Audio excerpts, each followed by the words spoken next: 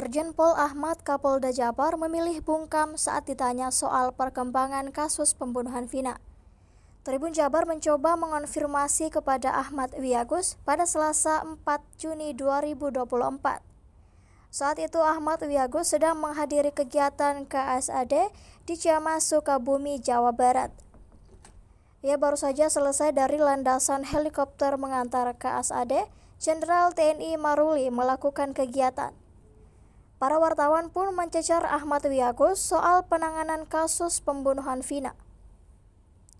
Sebaliknya, seorang pria mencoba menghalangi wartawan dan meminta tidak melakukan wawancara, sehingga wartawan tak mendapat jawaban sedikit pun. Hingga saat ini Polda Jabar belum memberikan keterangan soal perkembangan kasus Vina.